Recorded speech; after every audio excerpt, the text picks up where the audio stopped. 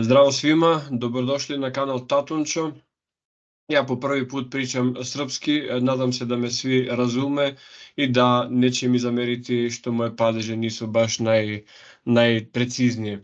Imam osobitu čast da ugostim gospodina Miloš Dimitrijević, evo ne znam kako se deklinuje Miloš Dimitrijević, poznati hermetički astrolog iz Srbije, ali ne samo to, i poznavalac šire teme ezoterije, tako da ja ne mogu da kažem ništa više nego Miloše, dobrodošao na kanal Tatunča.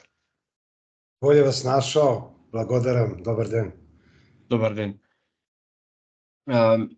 Ja sam pre neki dan gledao neke emisije koje je radio Timothy Hogan, nisam ga poznavao, on se predstavlja kao majstor Templara i kao veliki mason i sam razmišljao ko bi mogao da bude neki pandan toga čoveka, jer njegovo znanje je veliko, ko bi mogao da bude pandan naših balkanskih prostora i jedino sam mogao da mislim na tvoju ličnost. Tako da, hteo bih da počnemo sa ovo. Je moguće pričati o masonima, a ne pominjati templare?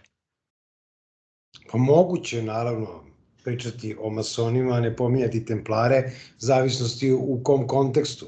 Ta dva društva jesu negde povezana, ali koliko bila srodna, toliko su i različita, tim pre što, evo, ajde kažemo, najpre veroispovest je tu ono što ih negde razdvaja, a možda i spaja u nekom drugom obliku.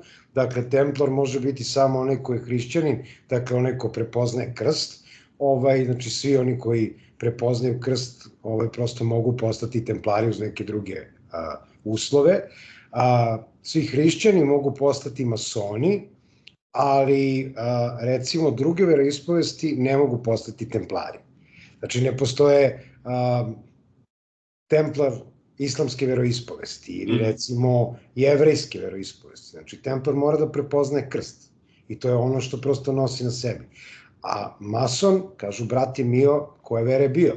Tako da masoni svakako mogu da postanu svi verujući ljudi kada je reč o škotskoj masoneriji. Sad kada je reč recimo o Yorku, tu su zaista, to je hrišćanska masonerija i tu ne mogu biti drugi sem prosto hrišćana i tu je najveća konekcija između vitezova templara i prosto masona. Znači u tom jorkshirskom ritu, jer poslednji stepen, 13. stepen Yorka, naziva se vitez templar. Tako da u tom smislu taj DPŠO, kako mi kažemo, ili drevni prihvaćeni škotski obred, ili Ancient and Accepted Scottish Rite, zapravo je u korelaciji sa vitezovima templarima na neki drugi način, naročito kada je reč o toj južnoj jurisdikciji koja je više zastupljena u Sjedinjenim Američkim Državama. Dakle, to je prosto ta jurisdikcija, ima svoje chaptere, ima svoje Purple Hat, Black Hat, znači potpuno su tako odvojeni chapteri u odnosu na recimo severnu jurisdikciju, to je ono što mi negde znamo i taj neki konkordat koji nije obaveza, moram da kažem, između severne i južne jurisdikcije, dakle postoji izvesna razlika i u ritualima, naročito od Alberta Pajka, i postoji ta korelacija sa vitezovima templarima. Što se tiče francuskog orijenta, kao, ajde kažemo, jedne treće grupe, bez obzira što su i templari nastali u Francuskoj, ne samo po legendi i mitu o nekih 9 osnivača, već, mislim, bilo ih je 2, plus naravno Bernard od Clairvoy, koji je prosto napisao taj prvi katahizis templara ili Lauda Nove Milicia Christi, koji je isto tako bio Francuz. Dakle, francuski orijent nastaje bar sa škotskom masonerijom, možda čak i koju godinu pre, da se razumemo, ali francuski orijent je takav da prosto ne mora čovjek da bude vernik. Dakle, oni nemaju svetu knjigu na kojoj polažu zakletvu, to je bela knjiga. I ta bela knjiga, na njoj se utiskuje, tako reći, onog trenutka kad polažete zakletvu, sve u šta vi verujete.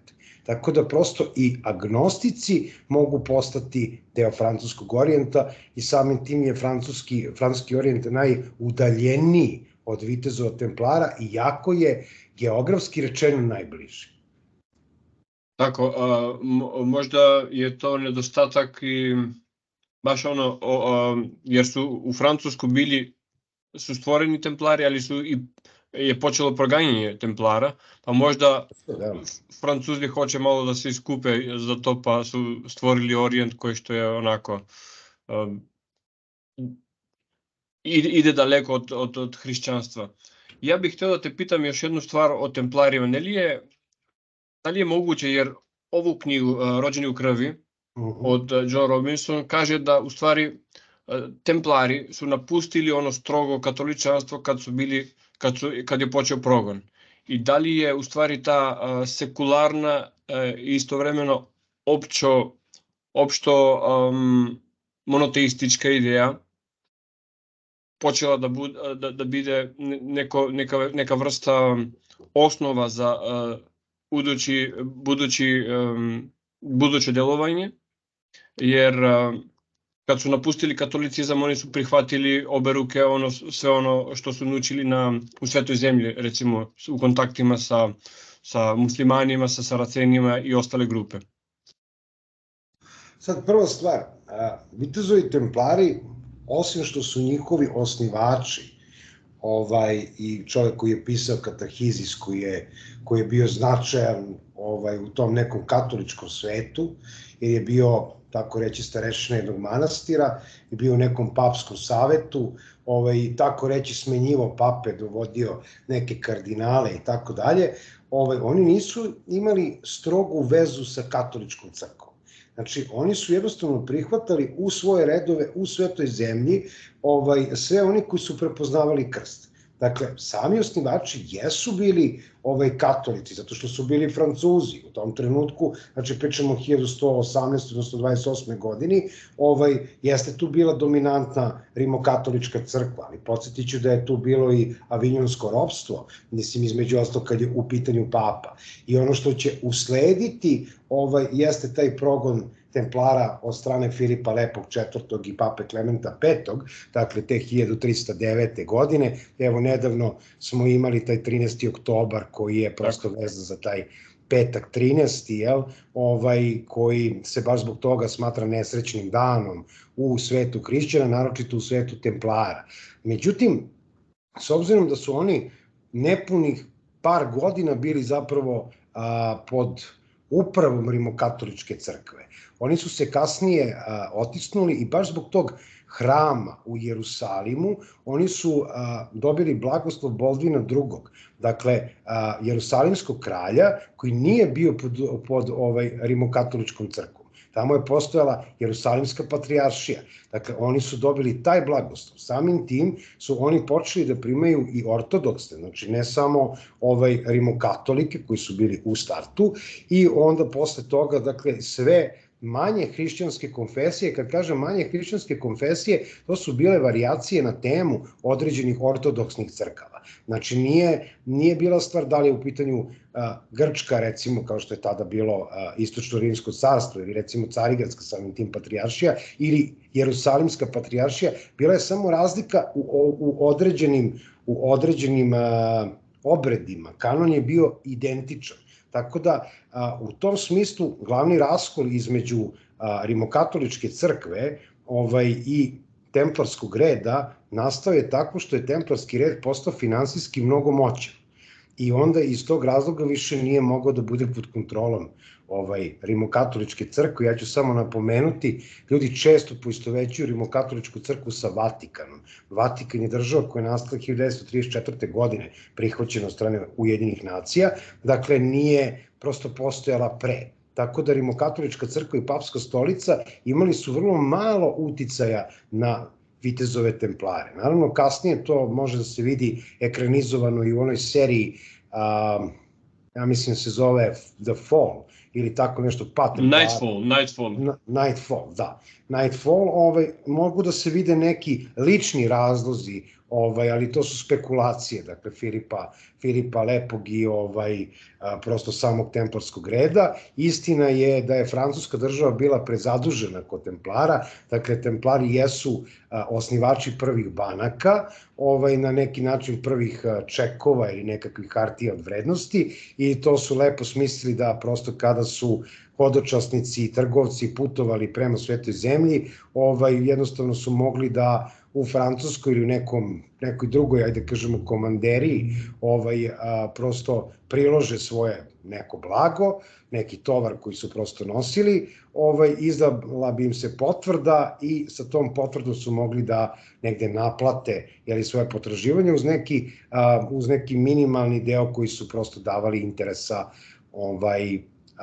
templarskom redu, a templarski red je iz toga i znači naravno sve opšteg bogatstva koji su prosto donosili pripadnici reda, njihova obaveza je bila da se odreknu svog materijalnog bogatstva. Oni su bili viteško-monaški red, ali su to bogatstvo određeni plemići davali redu, tako da je red postajao godinama sve moćniji i moćniji i naravno za nepunih vek su postali strašno finansijski moćni u toj meri da su već ne samo bili izvan uticaja rimokatoličke crkve, već su prosto ucenjivali i određene vlasteline, pa i samog francuskog kralja, i to je pravi razlog nestanka vitezova Templara, a ne nekakvo šurovanje sa đavolom, prizivanje, ne znam, Lucifera ili šta im se već pripisivalo u tom trenutku. Kad si ovo pomenuo, palo mi na pamet da Francuzi imaju neku vrstu tradiciju, jer kao da si naslikao situaciju kad je Gaddafi finansirao Sarkozija i Sarkozy umesto da plati dugove, on ga je smaknuo. Baš tako, da. Francuzi imaju dugu tradiciju takvu, recimo i kada je u pitanju jugoslovenski kraj, tako, slično se tako desilo u Marseju i nije to, mislim, jedini slučaj. Nama je to možda najbliže Srbima pre svega, ali definitivno da, Francuzi imaju dugu tradiciju atentata. Moguće čak i da su oni negde osmislili atentate, mada prednost bi tu dao engleskoj monarhiji, oni su ipak vični da svoje zarad viših interesa ubiju, mada je francuski izraz zapravo raison d'etat. Znači, taj viši razlog zbog čega neko strada ili se žrtvuje, i ta žrtva je često upisana u istorijskim knjigama francuske. Tako, da li bismo mogli pričati o masonima prije 1717? I šta znamo o to? Jer ne postoje pisani dokumenti. Znamo ono što su masonske legende. Znači, znamo prosto masonske legende o Hiram Abifu, znači Hiram Abif kao prvi majstor, gradnja Solomonovog hrama, prosto zavera određenih učenika koji su želeli da postanu majstori preko noći, kako nastaju određeni stepeni i dakle da se to desilo, to neko prvo svetlo, sada bismo rekli, pre 6024 godine. Dakle, masoni osnivanje masonerije vezuju za zapravo 4000 godina pre nove ere kao prosto dolazak tog nekog prvog svetla. Međutim, ono što možemo da znamo pouzdano, to je da je sama reč mason kao takva, kao slobodni zidar, zapravo dolazi iz Grčke kad je teritorija Evrope u pitanju, znači ne Egipat. O Egiptu znamo malo, to pre 4000 godina i pitanje šta je tu zapravo istina, šta ne, i taj Solomonov hram kao takav, znači on je više nekakva duhovna instanca, nije u pitanju izgradnja realnog ili fizičkog hrama, mada je ta masonerija koja je bila pre 6000 godina zapravo nosi naziv operativna masonerija, za razliku od ove od 1717. koja je spekulativna, dakle filozofska. Ako kažemo operativna masonerija, operativni zidari, dakle oni su zaista bili zidari koji su zidali hramove, znači bili su majstori koji su prosto zidali hramove bogova. Otuda u Starogrčkoj, dakle u starogrčkim polisima, prisustvo određenih slobodnih zidara kao takvih. Zašto? Zato što Grci su jako poštovali zanate. s jedne strane. Heleni kao takvi, oni su poštovali zanate. S druge strane, u tim grčkim polisima bilo je to neko robovlasničko društvo, dakle bili su robovi koji su zapravo bili ratni plen. Međutim, oni ljudi koji su njima zidali hramove njihovih bogova, oni nisu mogli da budu robovi, ne mogu robovi da zidaju hramove bogova i zato su, da im ne bi dali pravo glasa, jer slobodni ljudi su svi imali pravo glasa, onda su ih nazvali prosto slobodni zidari, dakle oni su bili slobodni, ali su jednostavno bili bez prava glasa i na neki način su bili tranzicija, današnjim jezikom rečeno, između klasičnih robova kao ratnog plena i slobodnog čoveka. Da bi kasnije u Evropi, dakle u osvit 18. veka, postali zapravo princip slobode. Znači, oni su jednostavno izvojevali tu francusku buržoasku revoluciju, znamo 3 postulata koje su proistekla iz francuske buržoaske revolucije, egalité, liberté, fratalité, što znači jednakost, sloboda, bratstvo, tako da na tom temelju kasnije će se graditi i ta slobodna Evropa. Dakle, prosto udaljavanje od tog nekog klasičnog feudalizma, udaljavanje od samovolje određenih apsolutistički nastrojenih vladara, doba prosvećenog apsolutizma i kasnije pojava Prve republike kao, ajde kažemo, sistema uređenja koji je još imala rimska carevina. Dakle, Rimljani su imali Prve republike, ali po uzoru na to, dakle, francuski enciklopedisti izvojevali su prosto Prvu francusku republiku. Pad Bastije se upravo vezuje i za to. Da li je u stvari američki ustav, osim Washington kao grad koji je masonska tvorevina, da li je američki ustav u stvari izblik te filozofije, te masonske filozofije za slobodu i bratstvo? Pa, kompletna Amerika, pa i sam američki ustav kao takav građen je zapravo po jednoj knjizi, ja slobodno sad mogu reći, jednog pripadnika slobodnih zidara, jednog brata, pošto se i ja deklarišem javno kao pripadnik slobodnih zidara, nemam taj problem da to kažem. U pitanju je čovek koji je napisao Novu Atlantidu. Ta Nova Atlantida, Francis Bacon, je zapravo izgradnja Sjedinjenih Američkih Država. Ta knjiga će poslužiti zapravo Benjaminu Franklinu, koji je idejni tvorac kompletnih Sjedinjenih Američkih Država, pa i deklaracije o nezavisnosti, više njega nego Georgea Washingtona, koji je samo bio eksponent i čiji je horoskop zapravo poslužio za izgradnju Washington DC-a ili District Columbia, koji je zapravo glavni grad Sjedinjenih Američkih Država i koji je izgrađen po principu te knjige Nove Atlantide, dakle kompletan i ustav Sjedinjenih Američkih Država, dakle kako se kaže na engleskom ustav, constitution, je li tako? Konstitucija u masonskom svetu predstavlja osnovni dokument stvaranja jedne velike lože ili delovanja jedne velike lože. U tom smislu konstitucija i ustav mogu imati znak jednakosti. Tako da, američki ustav koji je, kažu, najsavršeniji, pravno gledano, najsavršeniji ustav, ima jako mali broj članova i gomilu nekih amandmana koji su se vremenom taložili, jeste najsavršeniji jedan pravni akt jedne države koja je prosto stvorena na tom konglomeratu ili prosto konfederaciji prvobitno 15 država, kasnije 50, to je ono što imamo danas u Sjedinjenim Američkim Državama i kompletne Sjedinjene Američke Države nastale su u smislu uređenja samog sistema na osnovu masonske konstitucije Andersonove, konstitucije ne Abelajnove, nego i te knjige koja se zove Nova Atlantida.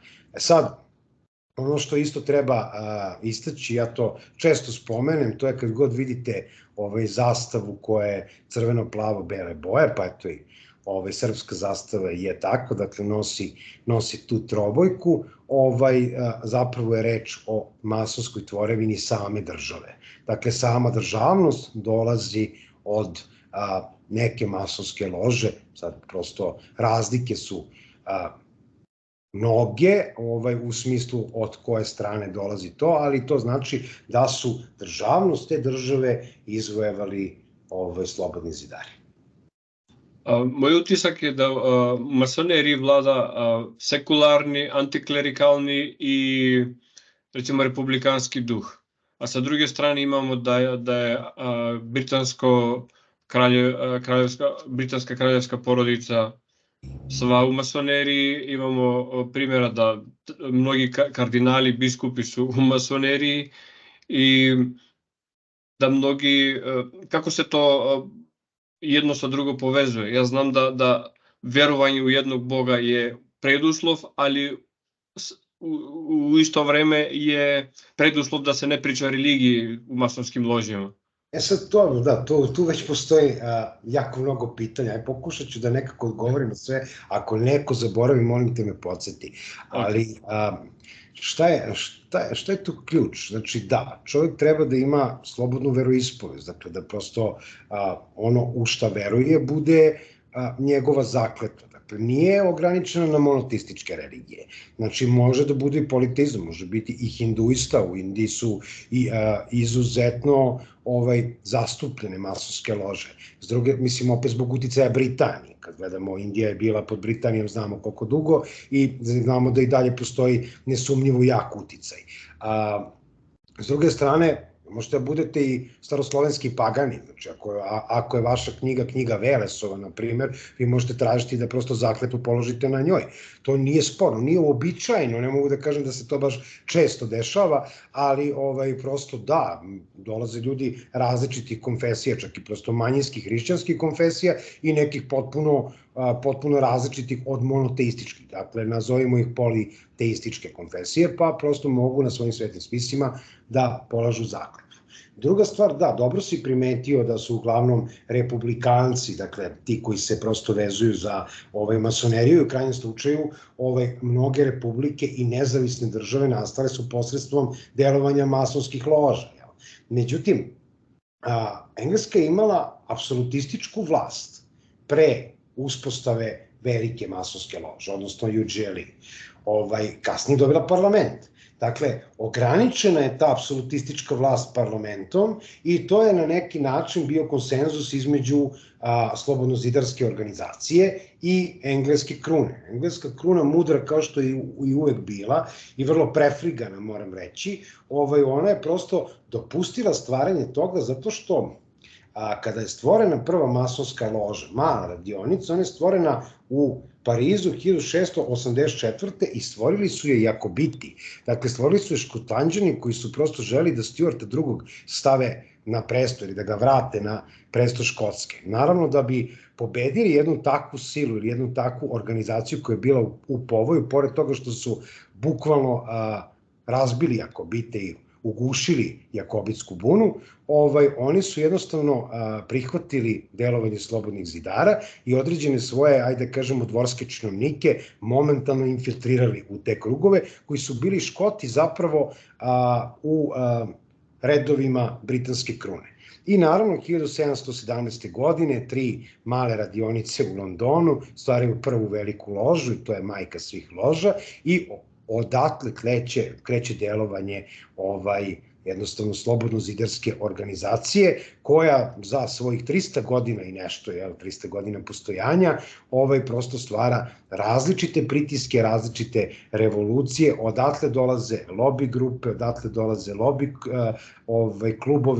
klubovi za pritisak koji su vrlo javni u ovom trenutku, kao što i sama masonerija nije više tajna organizacija, dakle ono je društvo sa tajnom, pa tako i prosto možete da registrujete u Velikoj Britaniji i 45 zemalja Commonwealtha slobodno nekakvu lobby agenciju, dakle agenciju za lobiranje.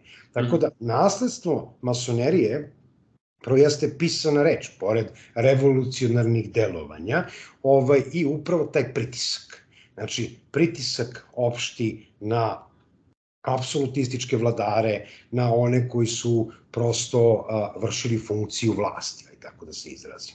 Tako da jesu oni delimično republikanci, međutim, s obzirom da su stvoreni u monarhijama, tamo gde imamo, kao što je recimo SFRJ, dakle SFRJ država koja je prosto stvorena od kraljevine Jugoslavije, i onda dolazi do uništenja ili pada kraljevine i stvaranje jedne republike, dakle prvo FNRJ, a posle SFRJ, gde je masonsko delovanje bilo zabranjeno upravo iz tog razloga, zato što je prosto i sam kralj Aleksandar bio pripadnik slobodnih zidara. S druge strane, vrlo istaknuti slobodni zidari tog vremena su bili rojalisti, znači logično između komunizma, tog takvog komunizma i prosto monarhije, republike i monarhije, većina je bilo za monarhiju.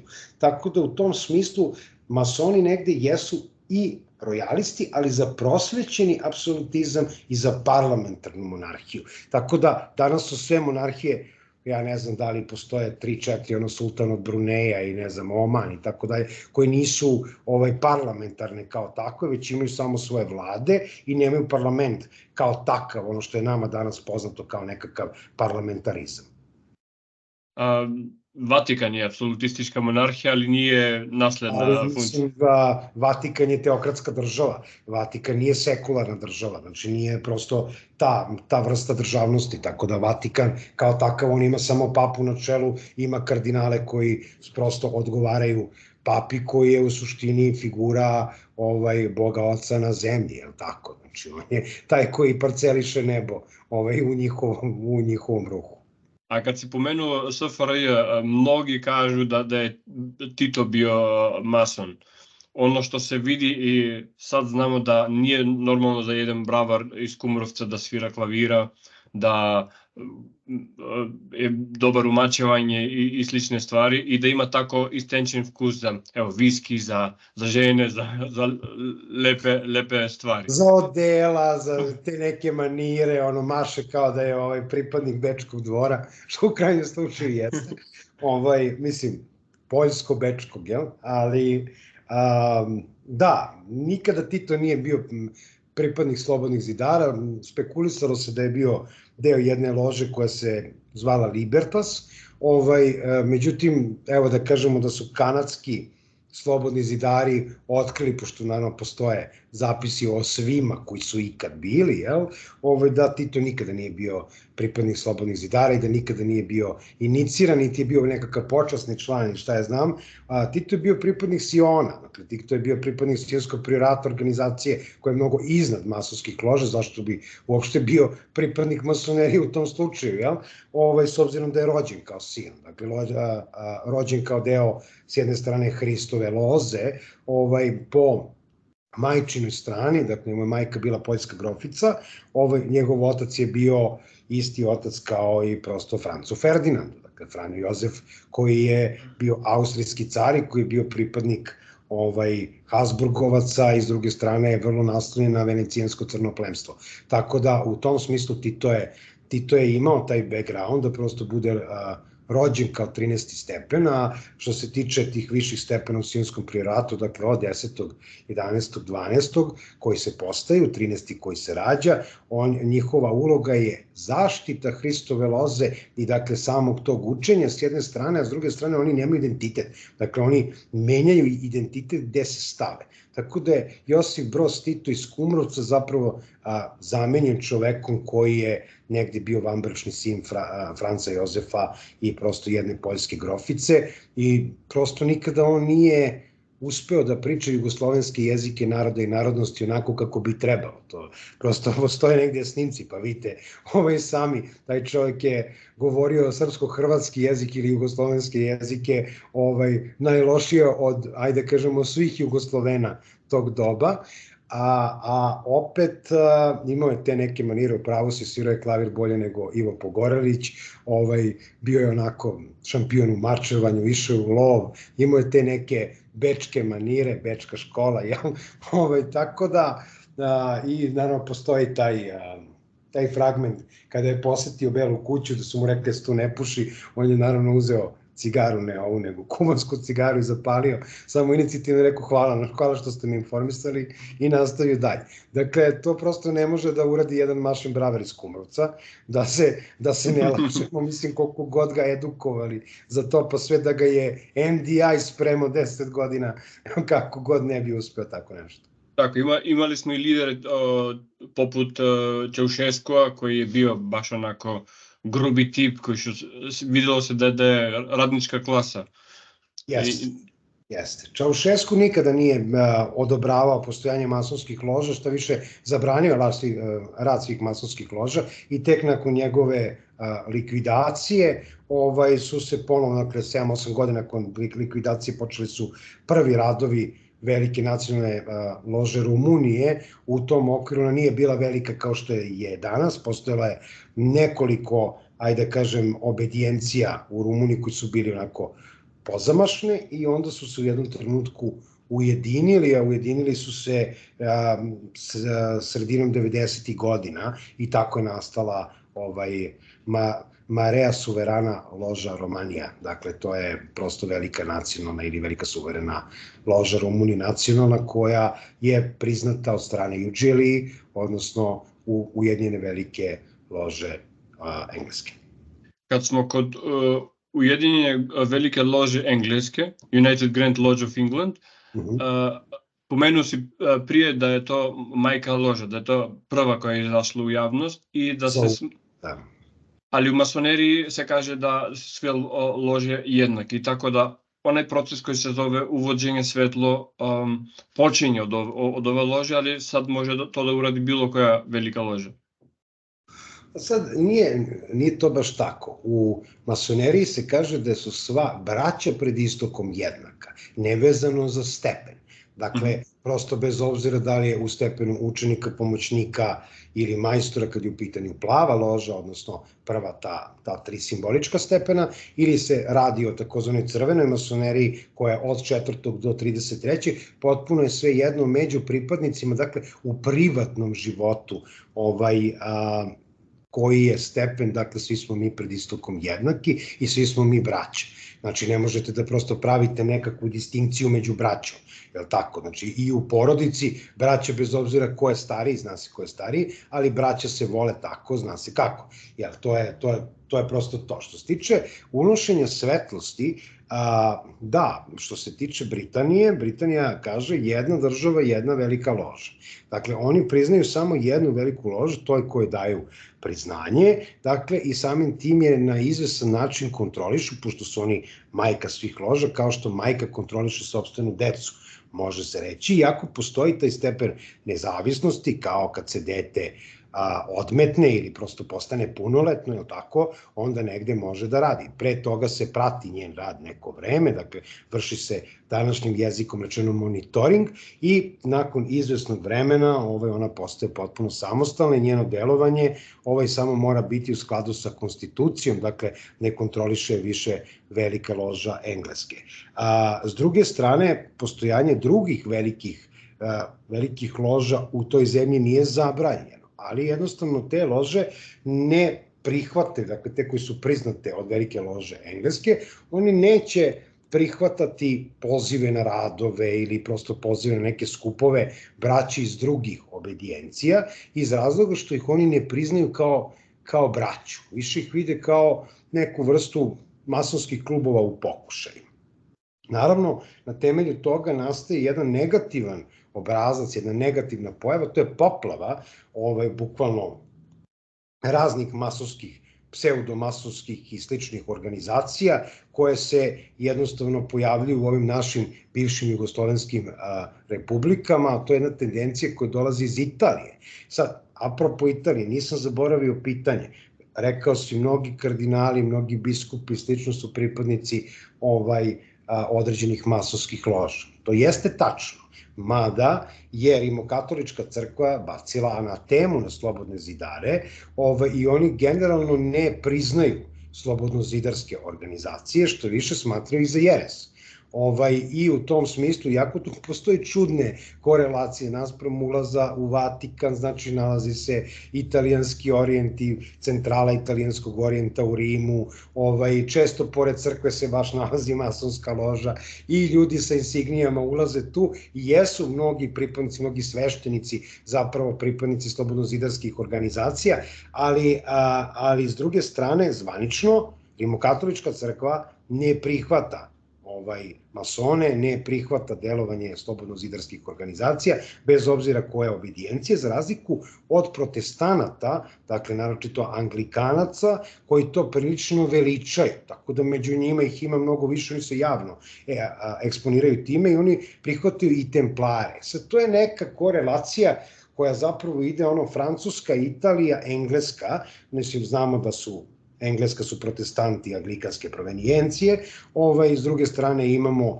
rimokatolike koji su prisutni i na ostrvu, dakle, naročito kad su u pitanju Škotlanđani, njih ima onako priličan broj, tamo, a opet škotski masoni su nastali u Francuskoj.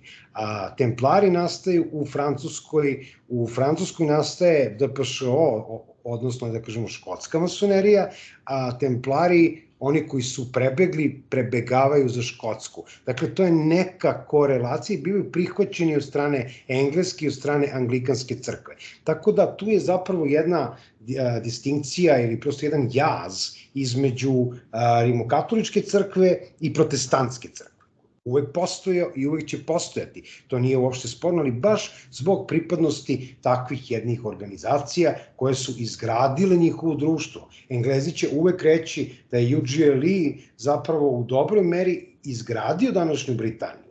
Znači, tih 300 godina za koje imam prilike da vidi, ja sam bio baš tamo u Royal Albert Hallu, čitav grad, čitava Engleska, ali London naročito, je bio mesecima posvećen 300-godišnjici masonerije i jednostavno čak su deca u osnovnim školama, kao što je nekada su dočekivali Josipa Broza Tita, tako s tim zastavicama i s pionirskim maramama, ovde je bilo tako se dočekivo Vojvoda od Kenta, koji je veliki majstor UGLE, odnosno Ujedinjene velike lože Engleske.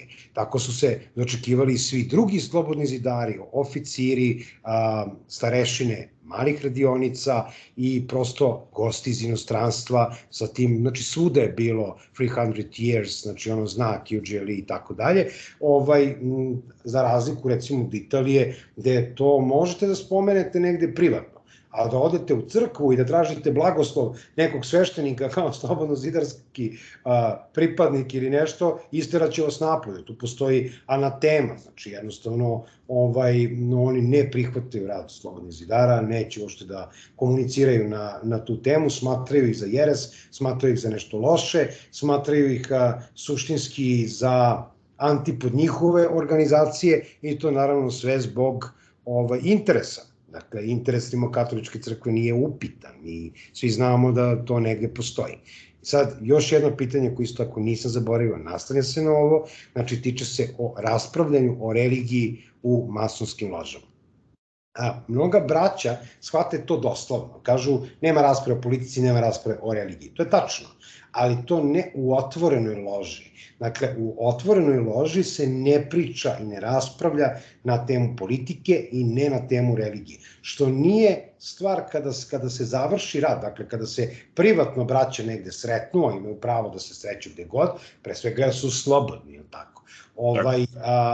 Oni imaju pravo da prosto raspravljaju i na te teme. Njihova obaveza je zapravo da se usmere na društvenu odgovornost. Dakle, društvena odgovornost jeste ključ delovanja današnjih slobodno-zidarskih organizacija. I upravo iz toga su proistekle mnoge revolucije, upravo iz toga su proistekli mnogi pritisci na određene vlastarine da promene određene zakone. Dakle, upravo iz delovanja takve organizacije. Međutim, današnji ljudi površni u ovom materialističkom svetu, da kažem, društvu koje je negde okrenuto konstantnom šopingu i jednostavno brzom životu, takozvano potrošačko društvo. Ja ne volim te izraz, ali eto sad ga koristim. Jednostavno došlo je do toga da su ljudi površni kad je u pitanju masonerija, što se ne bi očekivalo od slobodno-zidarskih pripadnika, jer je to jedna duhovna škola. To nije biznis klub, ali sve više određenih masonskih loža zapravo postaju biznis klubovi. A kakav je odnos pravoslavne crkve prema masoneriji?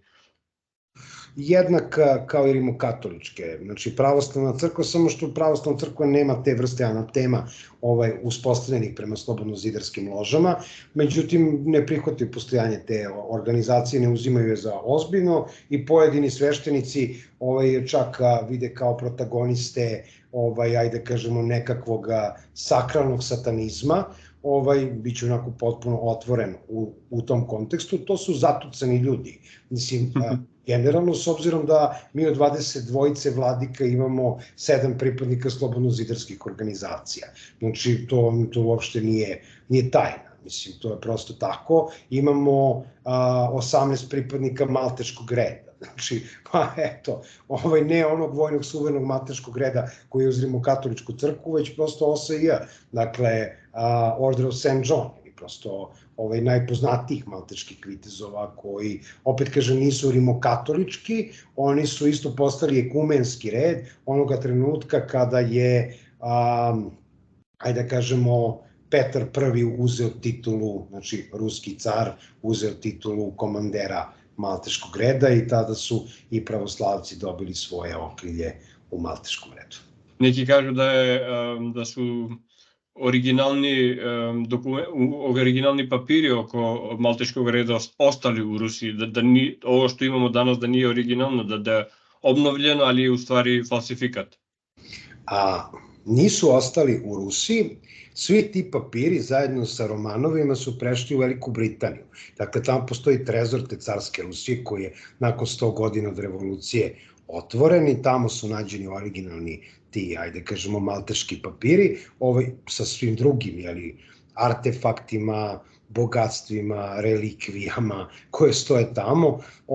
To sad u ovom trenutku postoji spor koji se vodi, uslovno rečeno, između Rusije i Engleske, koja je naslednik toga. 100 godina niko nije otvorio trezor. Znači, nakon 100 godina oni su ga otvorili, a prosto carska Rusija je prestala da postoji, znamo kada, onda je bio Sovjetski savez i ova Rusija nije naslednik carske Rusije. Znači, jednostavno nije pravni naslednik, nije legitimni pravni naslednik, tako da u tom smislu postoji taj neki spor. Vidjet ćemo kako će to da se završi, kako će to biti podeljeno, ali s druge strane, originalna papirologija koja je pripadala tadašnjim Romanovima i carskoj Rusiji u najvećoj meri je smeštena u ovom trenutku u trezoru Royal Bank of England. Tokom 80. godina mi smo bili deca kad se jugoslovenska masonerija obnavljala. Ako su moje informacije tačne, svetlo je donešeno iz grčke lože. Jeste, svetlo je donešeno iz grčke lože posredstvom nemačke lože. Dakle, ne možete da imate samo jedno, znači jedna vam unosi svetlo, a morate da imate još dve koje će biti svedoci, znači bukvalno kao kad se venčavate. To je isti princip, tako i kada se ulazi u masoneriju morate da imate jemca, znači neko ko jemči za vas i neko ko će biti svedok tog jemstva i s druge strane svedok vašeg ulaska u masoneriju. Tako i ovde, znači svetlo jeste donešeno, dakle 1994. godine napravljen taj akt o obnovi jugoslovenske masonerije. Prvi veliki majstor je bio Zoran Nenezić, znači brat na večnom istoku u ovom trenutku, i 1995. godine je obnovljena ta jugoslovenska masonerija, dakle posle zabrane delovanja od 1946. godine, odnosno zvanično 1949. je počela da se vodi antimasonska kampanja i bila je najudarnija 50. godina 20. veka, iako su osnovni postulati i glavni postulati SFRJ zapravo bili masonski postulati, počeo od bratstva jedinstva preko baklje i grba i centralnog komiteta i mislim s druge strane grba SFRJ koji smo mogli da vidimo i u Skupštini na pasošu i naravno zvezda petokraka koja je zapravo iskreirana kao zvezda na istoku, neko će reći pentagram, ali da. Tako da svi simboli i svi principi, čak i samoupravljanje, sad ko se prosto seća, bili su zapravo masonski postulati, zato tu postoji, ja se smejem uvek kažem, država koja je najviše zabranjivala masoneriju je zapravo imala najveće masonske postulate. Mislim, Sovjetski savez je imao, mislim, Srp i Čekić su simboli koji dolaze iz masonerije, pa i mislim sam Lenin s onim mauzolejem i ko faraon, jel?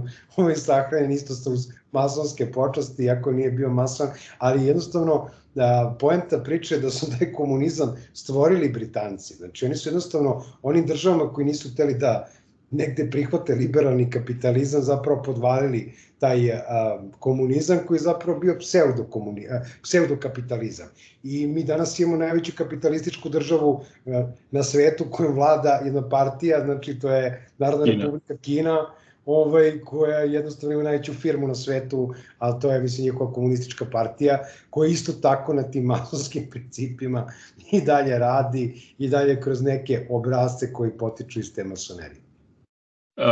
Ovo sam pomenuo ko uvodi svetlo, jer za mene ostaje neka misterija kako je United Grand Lodge of England odlučila tokom početka 2000-ih da donese svetlo u Makedoniji. To je neki kuriozitet, zašto baš u Makedoniji, zašto baš Uglje prekršila tradicija ne unošenje svetlo više od 100 godina, ne znam baš točno koliko je. Za mene onako je kao čovjek ko nije mason, ko nije u tih krugova, stvarno veliki kuriozitet. Pa jeste veliki kuriozitet, a sad ću da prosto objasnim zašto. Tu postoje nekoliko kandidata i nekoliko, ajde kažemo, geopolitičkih proceduralnih problema.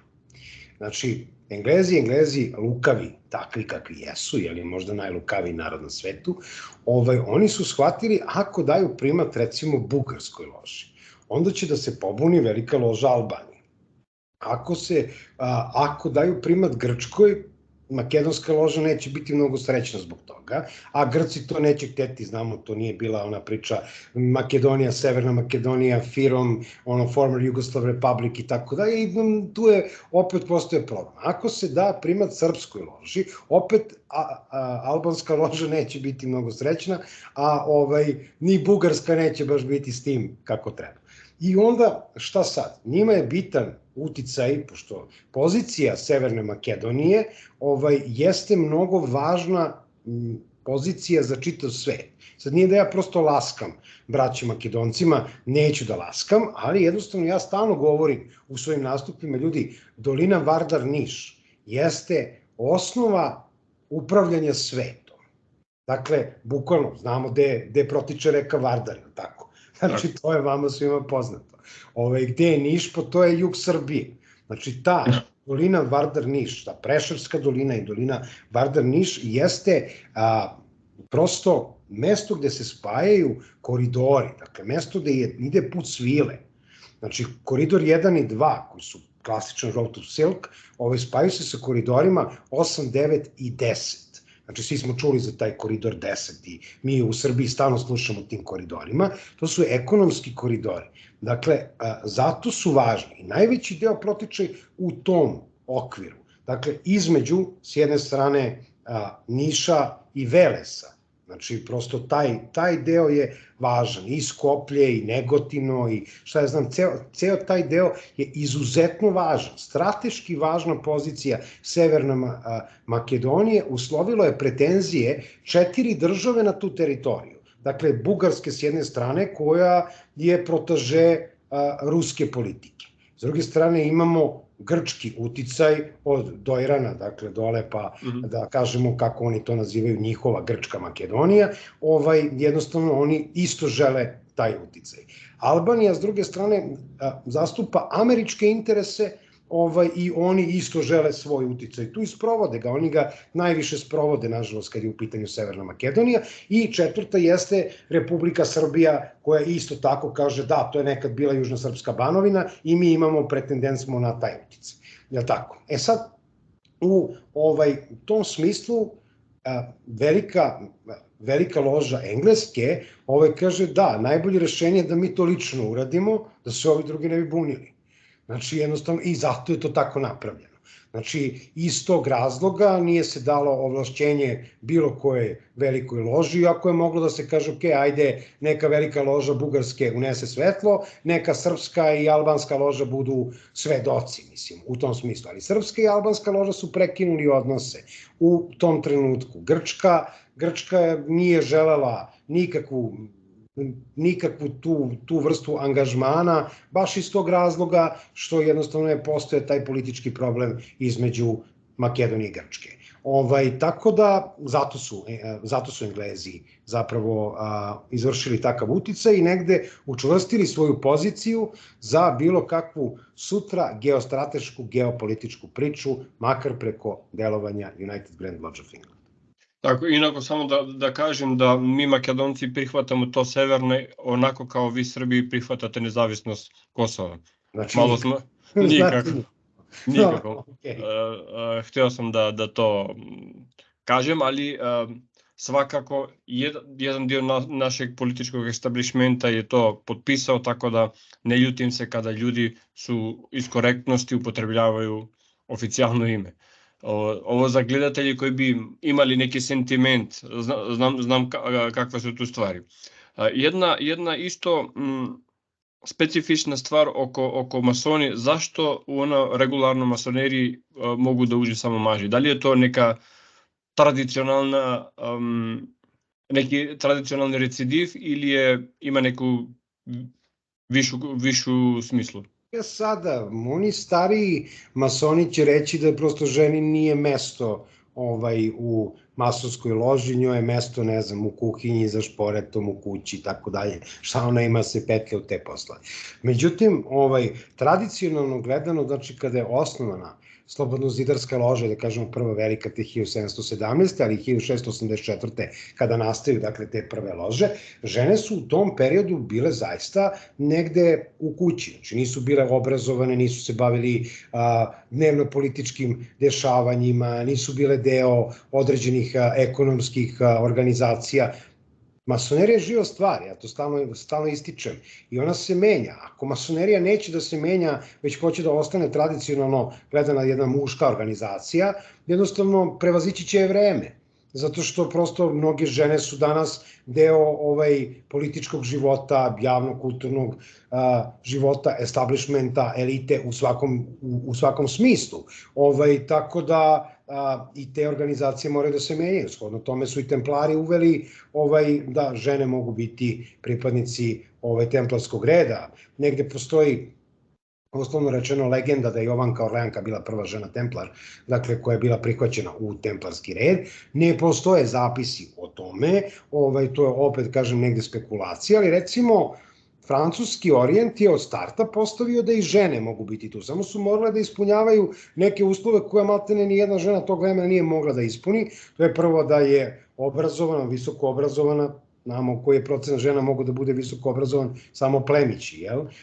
U tom trenutku, s druge strane, da je nezavisna, što znači ni jedna u tom trenutku nije bila nezavisna, sve i da je neka plemkinja u pitanju, i treće je bilo da sama prehranjuje svoju porodicu, mislim, što opet nije moglo da se desi. Tako da su oni to namerno napisali, dok u jednom trenutku se nije desio taj preobražaj, da su žene uzele ovako jedan ozbiljan deo nekog kolača i onda su jednostavno bili regularno primane u redove francuskog orijenta. Što se tiče UGLE jeste muška masonerija, ali ona ima sestrinsku ložu, to je dakle to veliko sestrinstvo koje je do svoje smrti faktički vodila negde kraljica Elizabeta, u ovom trenutku vodi Kate Middleton, dakle prosto žena budućeg kralja Engleske, dakle princa od Velsa, Williama, i jednostavno ona je ta koja to pokazuje predajom trofeja na Wimbledonu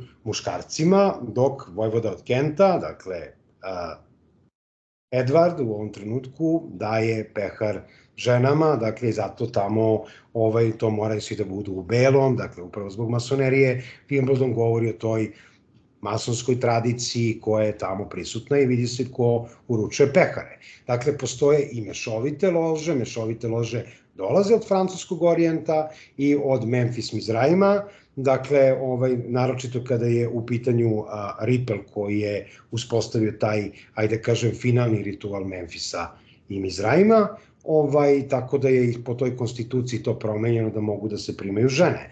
A kada pričamo o školskoj masoneriji, većina ljudi najviše gleda to, dakle, to su one do 33. stepena, najveći broj loža na svetu jeste muški i sve regularne lože koje su od strane UGLI prihvaćaju moraju biti isključivo muške, ali postoje te sestrinske organizacije, u Srbiji konkretno postoji loža koja se zove Vera Fides, koja je jednostavno prihvaćena i od strane RVLS, odnosno regularne velike lože Srbije, kao jedna sestrinska organizacija, oni se čak i posećuju na određenim radovima. Ono što će zameniti potpuno tu mušku masoneriju jesu neke vrste fusion radova. Kad kažem fusion, mislim da će mnoge organizacije otvoriti svoje vrata za slobodno-zidarske organizacije, pa će kao reciprocitet tome i određene slobodno-zidarske organizacije otvoriti vrata gostima, što nije praksa inače. Gosti mogu biti samo oni koji su prihvaćeni od strane drugih obedijencija, dakle pripadnici drugih obedijencija prihvaćeni od strane te masonske lože i oni se prijavljuju sekretaru male radionice, velikom sekretaru i tako dalje, što nikako ne može biti žena u ovom trenutku, mada naravno moje mišljenje je da ta konstitucija treba da bude izmenjena kao i mnogi članovi te konstitucije koje danas ne funkcionišu na način kakvi su bili predviđeni tim vremenom, kao recimo usvajanje arhitektonske table, dakle nekakvog, ajde da kažemo, zapisa sa prošlog rada, izveštaja sa prošlog rada. U konstituciji kaže da će se dizanjem desne ruke odobravati, dakle majstori će odobravati izveštaj sa prošlog rada, danas se to šalje mailom. Tako da tu nema desna ruka jednako desni klik, jel? To je otprilike tako. Tako da to treba se promeni, jer to na neki način kršenje i te konstitucije. Tehnički. Imam još dvije pitanja. Prvo je simboli. Šta označuju šestar i uglomer i slovo G?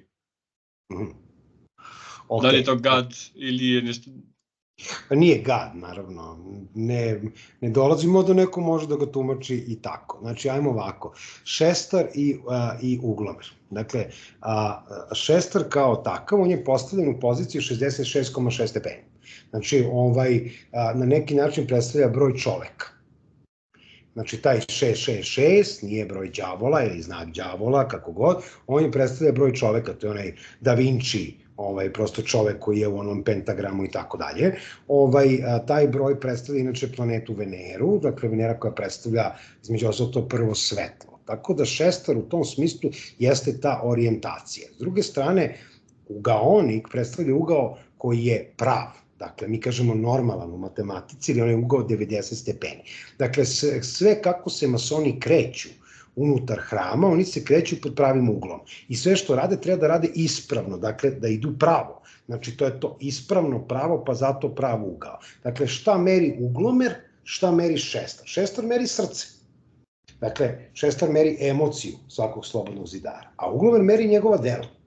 I zato taj znak, znači, uglomer, ja ga imam ovde na plafonu, između ostalog, i uglomer i šestar, preko celog plafona, ali jednostavno taj šestar će prosto meriti masonsko srce. Dakle, da li srce brata kuca za drugu braću, pa će predstaviti taj masonski savez ili masonski lanac, bratski lanac. I drugačije se postavlja u odnosu na stepene kako se postavlja šestar, da li je ispred ugaonika, da li je preklopljen sa ugaonikom u odnosu na sam stepen, zakletvu određenog stepena. Slovo G u sredini će zapravo biti grčko gama, mislim, to je to, znači, ali G može biti svašta, od svete geometrije, dakle prva nekakva takva organizacija u starom dobu ili prosto toj staroj helenskoj priči jeste bila zapravo pitagorejska škola, gde je pisalo ako ne poznaš geometriju, ovde ne ulazi, tako, znači u pitanju je geometrija. Znači, ta geometrija ne tiče se samo matematičke geometrije. Znači, ona se tiče geometrije čoveka, onaj Da Vincijev znak čoveka, koji je zapravo čovek u pentagramu između 5 planeta, pa unutar sebe sadrži još dva svetla, sunce i mesec, upravo će nositi tu jednu priču. Dakle, te zvezde na istoku, 3 svetla masonerije, velika i mala, koji su upravo tako i postavljeni. Kad pogledamo 3 stuba unutar samog hrama, oni formiraju to G. Znači, reklo bi se ćirilično G ili pod tim pravim uglom, ali zapravo i grčko gama. Znači, to je osnov svega i geometrija dolazi upravo od toga. Znači, geometrija dolazi od pravog ugla. Znači, prva ta neka geometrija, ali geometrija čoveka, kao geometrija čoveka je hram koji se zida unutar čoveka. I sam slobodno zidarski postulat gde mi zidamo hram, mi zapravo zidamo hram u nama tako što se naslanjamo na braću. Dakle, jednostavno, kada kandidat uđe u masoneriju, mi kažemo da je on neobrađen kamen. Dakle, grumen zlata koji je potpuno neobrađen. Na prvom stepenu njegova dužnost je da otkloni svoje nesavršenosti. Dakle, da postane savršena kocka sa svih stranicama jednakim, je li tako? Zašto? Da bi mogao da se zapravo uklopi sa drugom braćom kao savršena kocka u izgradnji tog hrama. Dakle, to je njegov učenički poriv. Kao pomoćnik, on učestvuje u toj gradnji, dakle, kao ta savršena kocka i jednostavno radi upgrade svog tog znanja, postavši majstor, dakle, prosto održaći nekakvu krovnu konstrukciju samog hrama. I onda zato postoji taj piramidalni deo koji je zapravo upravo to koji se bazira na geometriji. Ali i nota G, znači nota G u osnovnoj lestvici, će uvek predstavljati simboliku Marsa. Kada poređamo 7 osnovnih planeta kao 7 osnovnih tonova, mi ćemo zapravo dobiti Marsa sa tom notom G. Astrološki gledano, Mars će biti zidar. Zato, između ostalog, kada pogledamo dakle, šestar koji predstavlja oruđe velikog arhitekte, koji meri emocije, koji meri nebo, samim tim opisuje taj krug oko neba, jednostavno i da kažemo ljudska dela, što će predstaviti taj pravugao, dakle kako na nebu, tako i na zemlji, ti hermetički principi, kako gore, tako dole i obrnuto, jednostavno mi na plafonu masonskih loža imamo zapravo zodijački krug, odnosno da neko će reći horoskop, imamo horoskopske znake, imamo zvezdano nebo, koje je negde prisutno upravo iz tog razloga, koji simbolizuje bdenje velikog arhitekte nad nama. Dakle, prosto masoni tu suprainteligenciju, Boga, što god, nazivaju velikim arhitektom svih svetova ili kreatorom negde svih svetova. Nema on ime da li je to hrišćanski Bog ili je to Allah ili je to Jahve ili šta god. Jednostavno, sve to sastavljeno u jednom predstavljaće upravo taj masonski deo. Nameće se jedno potpitanje, ako mogu. Da li je Isus u stvari bio mason, jer kad kaže srušite ovaj hram, izgradit ću ga za 3 dana, je pričao o svome telu, a nije pričao o Solomonovog hrama? Pa, Solomonov hram je isto anagram. Znači, Solomon kao Solomon nikad nije postojao. To je Sol-on. Znači, Sol će predstavljati sunce, znamo šta predstavljaju kao hinduističku mantru, ali generalno predstavlja prisustvo Boga, dakle, Boga Oca, Sina, sunce, to je prirodni vladar 5. kuće ili znaka lava, astrološki pa predstavlja Sin, Otac, i Sveti Duh jeste taj on, odnosno koji će predstaviti ta 3 svetla masonerije. Da li je Isus bio mason pre masona, jel?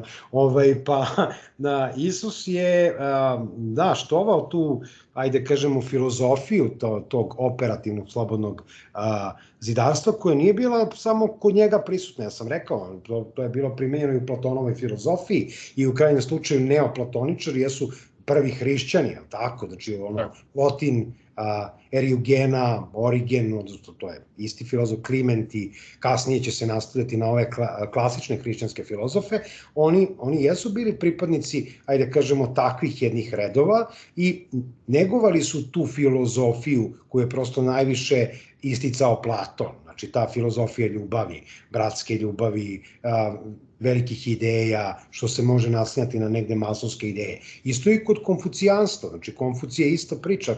Kad pogledamo jednostavno istorijskog Sokrata, onoga i kod Platona i kod Ksenofonta i negde te doksografe koji su opisivali to, možemo uporediti Sokrata sa Isusovim stradanjem.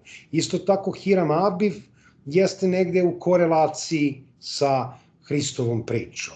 Isto tako imamo i Konfucije koji isto ima 12 učenika, jedan ga izdao, bio osuđen na smrt, isto kao Sokrat. Znači jednostavno to je već negde priča koja je ispričana pre Hrista, ali Hrist se naslonio na tu filozofiju, preuzeo sve te postulate i ne mogu reći da nije postojao, kao što neki prosto govore, on jeste istorijski postojao, jeste bio istorijski razapet na Golgoti, to sve stoji o tome, zaista svedočanstvo jesu evanđelja, samo što mi tim evanđeljima pripisujemo onu starost koju one zapravo nemaju.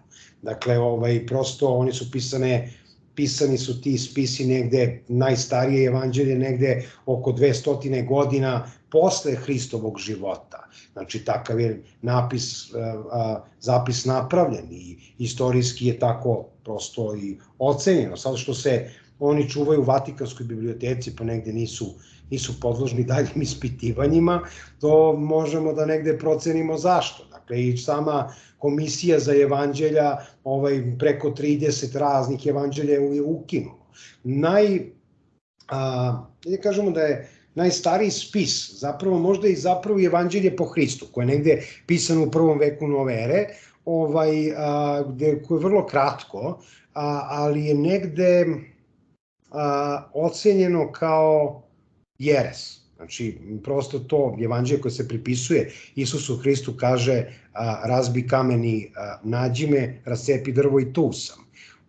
Odnosno Bog je svuda u tebi i oko tebe, nije potrebno da ti gradiš hramove, ne znam nija kakve, da bi prosto došao u korelaciju s Bogom. U krajnjem slučaju i vitezovi templari, kada su se molili Gospodu, oni su se samo okretali prema istoku, dakle tamo gde izlazi sunce, i jednostavno postavljali svoj mač koji je bio krst ispred njih, dakle klekli, negde se prekrstili, izgovorili molitvu i onda nastavili dalje. Njihov hram bio u njima i oni su zapravo nosili taj hram sa sobom, što je nekakav gnosticizam.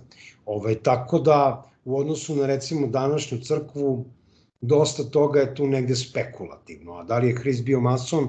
Pa nije, ali je uspostavio te masonske postulate. U krajnjem slučaju masonski postulati su uspostavljeni od strane hrišćana koji su živjeli u Francuskoj, a bili Škotlanđani. Pa eto, otuda i Andersonova konstitucija i Abdelajnak, koji je to prosto negde revidirao ili rektifikovao taj ritual. Tako, kad si pomenuo Hrista, ja bih htio da te pitam za masona koji je iza tebe, sa tvoje lijeve strane, Aleister Crowley, da li je on bio u stvari antihrist 666, čovek koji nosi taj broj, jer sam sebi priča da je bio.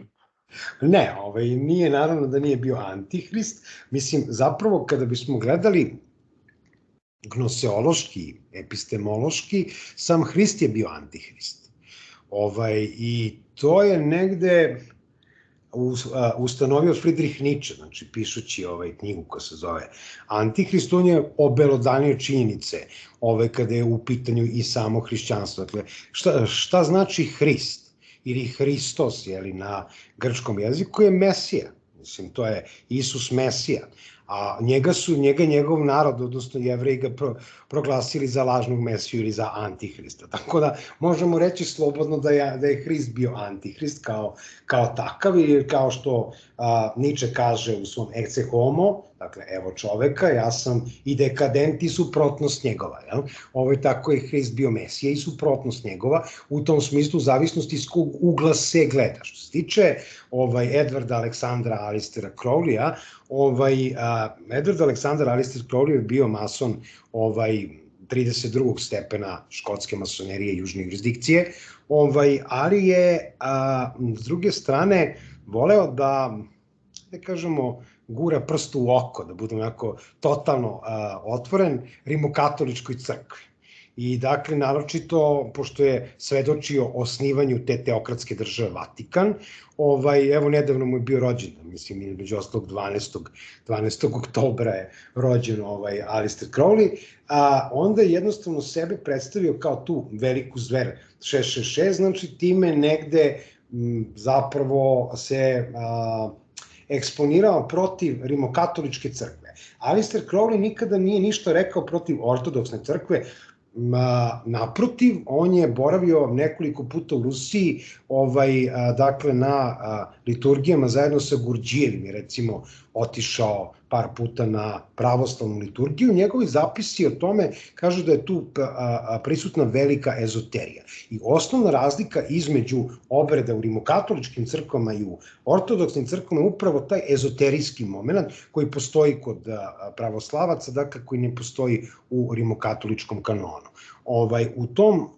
U tom smislu Alistair Crowley nije bio nikakav đavo, nije bio, ne znam, sin đavola ili prosto eksponent neke velike zveri takve. On je veliku zver vezivao za veliko delo. Dakle, on je smatrao da treba da postoji veliko delo koje će čoveka osloboditi svih ostalih stega. Dakle, njegova filozofija je filozofija ljubavi i slobode. Dakle, on slobodu vidi kao volju, kao apsolutnu volju, zato postoje dva ključa kod njega, jedna je telema, dakle telema i agapi, agapi ljubav, telema volja, on kaže ljubav je zakon, zakon pod voljom, dakle to je jedna od osnovnih postulata kojima je svima poznata u telemi, ali treba pročitati knjigu zakona, ozbiljno shvatiti sva njena 3 dela i sva, da kažemo, 3 dana diktiranja Ajvaza kroz njegovu suprugu u tom momentu i negde prihvatiti kompletno metaforičko delovanje svih tih postulata. Dakle,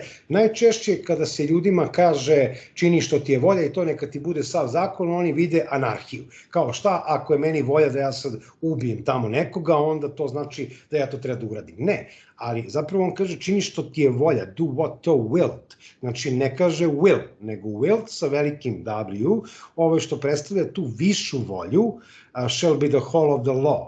Znači, prosto to je božanska volja koja radi kroz nas. Znači, tamo gde počinju prava i slobode drugog čoveka, prestaju moja prava i slobode. Dakle, nikako ne smem da ugrozim bilo koga drugog svojom voljom, jer onda narušavam njegovu volju. Onda volja nije više zakon. Ali, ako posmatramo svačiju volju, pa i moju ličnu i tvoju, kao zakon, onda to znači da se naša volja proteže tamo gde počinje volja drugoga. I onda, znači, to ograničenje, kako on kaže, ograničenje je greh i greh je ograničenje, jedini greh koji on vidi zapravo jeste ograničenost čoveka nekakvim pseudomoralnim postulatima. I zato on to tako predstavlja. Tako da nije on bio nikakav antikrist, on je bio samo najveći čarobnjak svog vremena, najveći mag, ekscentrik, ili kako ga je BBC predstavio kao the wickedest man in the world, kroz jedan takav film, a opet i ti si radio jedan podcast koji se tiče Alistaira Crowleya i opisao opet neki deo koji je vezan za taj njegov život.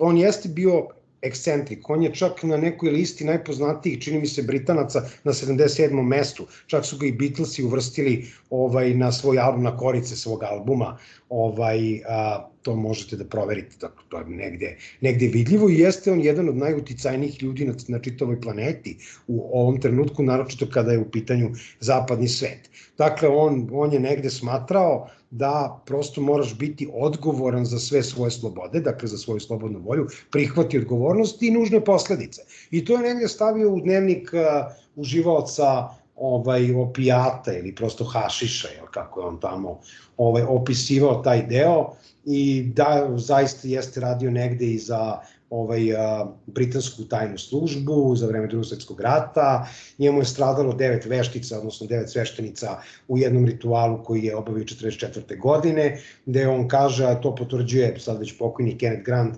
da saveznici nikada ne bi dobili zapravo te neke bitke i iskrcavanje u Normandiji se ne bi desilo da nije bilo njegovog delovanja kroz njegove, ajde kažem, telenitske grupe. Tako da, mislim, čoveku koji napiše 100 knjiga, uvek treba odati priznanje, evo napišite vi, gospodo, 100 knjiga, pa nešto recite, kakve god da su. Znači, to je već sad pitanje.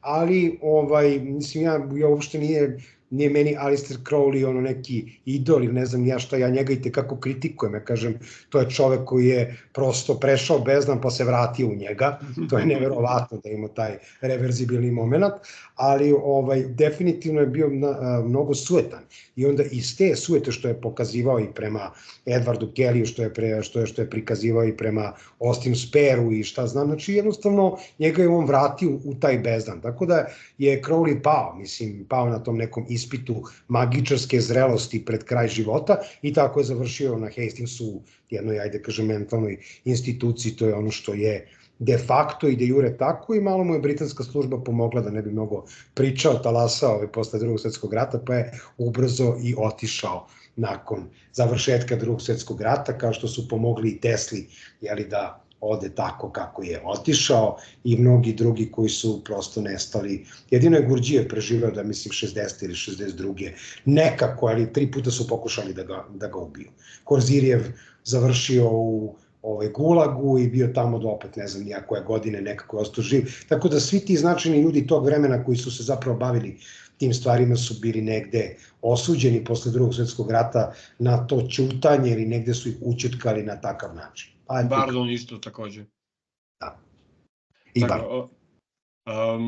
Miloše, ja hvala ti za ovaj intervju.